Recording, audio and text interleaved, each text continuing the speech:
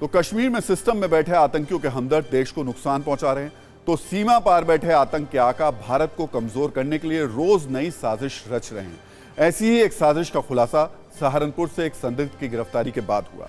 संदिग्ध मोहम्मद नदीम भारत को इस्लामिक देश बनाने का सपना देख रहा था। इसके लिए नदीम ने फिदाइन ट्रेनिंग सेंटर भी खोल दिया था। महज 10वीं पास नदीम ऐप के जरिए युवाओं को बरगलाता था और फिर उन्हें फिदाइन बनने की ट्रेनिंग देता था। आतंक का ये प्रोफेसर अब तक 100 से ज्यादा संदिग्धों को फिदाइन बनाने की ट्रेनिंग दे चुका था।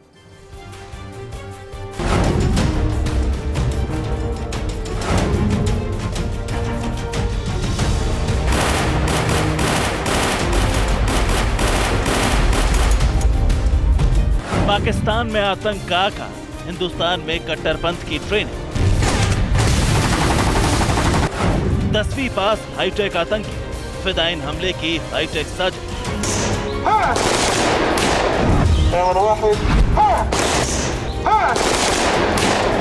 यूपी के सहारनपुर से गिरफ्तार जैश-ए-मोहम्मद और तहरीक-ए-तालिबान से जुड़े संदिग्ध आतंकी मोहम्मद नदीम को लेकर जो खुलासे हो रहे हैं वो होश उड़ाने वाले हैं।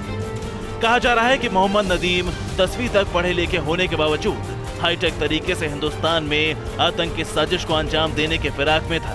खुलासों के मुताबिक मोहम्मद नदीम ऐप के जरिए युवाओं का ब्रेन वॉश करता था। नदीम ने खुद कट्टरपंथ की ट्रेनिंग देने वाली ऐप बनाई थी। इसी ऐप के जरिए वो पाकिस्तान में बैठे आका से संपर्क में रहता था।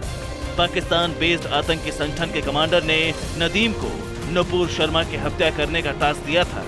इसके अलावा नदीम को तहरीक-ए-तालिबान ने 100 लोगों को फिदाइन हमले की ट्रेनिंग देने का टास्क भी दिया था।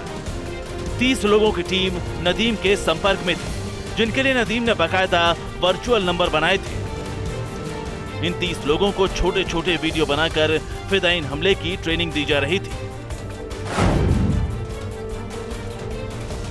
15 अगस्त से पहले हिंदुस्तान में फिदाइन हमले की साजिश थी, लेकिन यूपी एटीएस ने दहशतगर्दों की नापाक चाल को नाकाम कर दिया।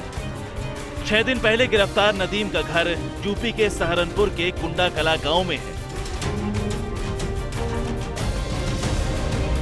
कुंडा कला गांव के अंदर मौजूद है। कुंडा कला दरअसल मोहम्मद नदीम का पैतृक गांव। और ये देखिए, मैं आपको दिखाना चाहूंगा, ये जो जर्जर हालत में आप ये घर देख रहे हैं, इसी घर के अंदर बैठकर एटीएस का आरोप है कि नदीम पूरा एक नेटवर्क खड़ा करने की कोशिश कर रहा था तहरीक-ए-तालिबान और जैश-ए-मोहम्मद का।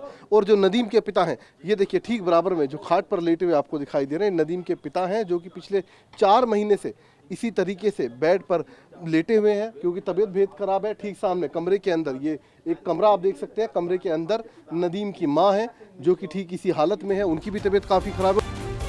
बताया ये भी जा रहा है कि जांच एजेंसी को नदीम के घर से आतंकी ट्रेनिंग वाले कई वीडियो मिले हैं। नुपुर शर्मा की फोटो मिली है। 30 से ज्यादा वर्चुअल नंबर की जानकारी मिली है।